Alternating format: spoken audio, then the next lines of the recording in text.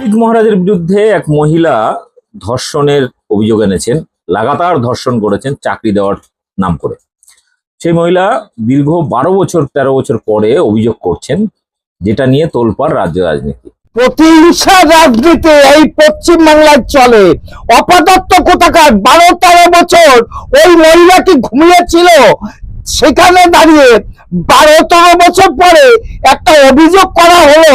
তোর কথা সূত্র অনুযায়ী বলছি যে আমাকে ধর্ষণ করেছে, মুখোশ করব তোর। চলেন শুরু করি গান্ডুকে নিয়ে কথা বল।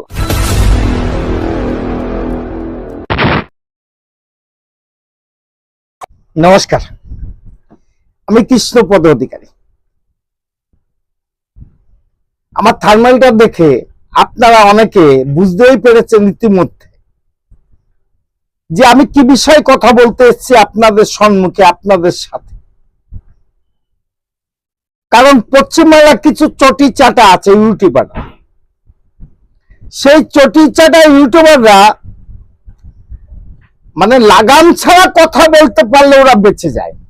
কিন্তু আমরা জানি, আমরা যারা সততার প্রতীক বলি, আমরা বলি ওই সবকিছু অসততার প্রতীক হয়ে দাঁড়াচ্ছে এই ইউটিউবাররা। এই গান্ডুরা যে সমস্ত কথাবার্তা বলছে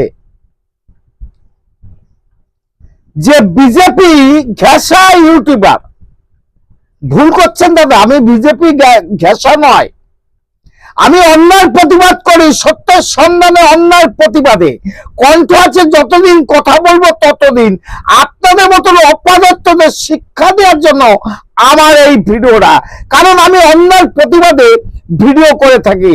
তাই বিশ্বজুড়ে যে জনপ্রিয়তা আমি একটা যুব সমাজের কাছে পেয়েছি, তাদের প্রতি আরেকবার নমস্কার জানাচ্ছি।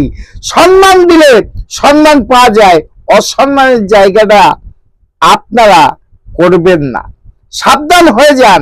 আপনাকে নিয়ে যত ভিডিও আমি পাবো তত ভিডিওই আপনার মুখোশ খুলে দেব যে আপনি যে একটা সত্যিকার চটি চাটা, আপনি একটা জল্লাদ, আপনি একটা সনাতন বিরোধী, সেই প্রমাণ দিয়ে দেব প্রতিটা ভিডিওই।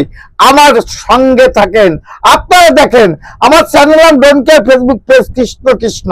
আজকে একটা চটি চাটাকে নিয়ে কথা বলতে এসেছি ভিডিওর মধ্যে। চলেন কথা না বাড়িয়ে শুরু করা যাক ভিডিওটা। ভিডিও দেখে তিনি সাহস করে আমাকে ফোন করেন এবং তার থেকে তথ্য নিয়ে ঝাড়াই বাছাই করার পর যখন মনে হয়েছে না তার অভিযোগের একটা সারবত্তা রয়েছে, কিছুটা সততা আছে, তারপরেই কিন্তু আমি তার ইন্টারভিউটা নিয়েছিলাম। পরে আস্তে আস্তে অন্যান্য চ্যানেল এখন ছড়িয়ে গেছে। বড় হনু ওনাকে নাকি ফোনটা করেছিল। এই অপদার্থ বাংলার মানুষকে কিভাবে বোকা বানাচ্ছে এবং সোশ্যাল মিডিয়াতে কিরা মিথ্যাচার করছে। 7 মিনিট 43 সেকেন্ডের ভিডিও কখনো কোথাও দেখা যায়নি। ওই ভদ্র মহিলা এই গান্ডুকে ফোন করেছে। চলেন এর মুখোশ খুলে দেওয়ার জন্য ওই ভদ্র মহিলা কাকে ফোন করেছে আপনারা দেখে নেবেন ভিডিওটা। এই গান্ডুর বাচ্চা কি সমস্ত কথা বলছে যে আমাকে ফোন করার পরে অন্য অন্য মিডিয়া, তুই কি মিডিয়ার বড় হয়েছিস? গান্ডু কোথাকার! একটা সম্মানের ব্যক্তি মানুষের পাশে দাঁড়াতে না পেরে তুই একটা অসম্মান করে যাচ্ছিস। বাংলায় মানুষ তোকে রিয়াক্ট করবে না। চলেন দেখি ওই ভদ্র মহিলা কি বলেছিল, কি তুলে ধরলো। এই আপনি তো কিছুই করলেন না। আপনি তো বললেন আমি তো আপনার জন্য আপনি প্রাণ ভিক্ষা চাইলেন, আমি তাও দিয়ে দিলাম।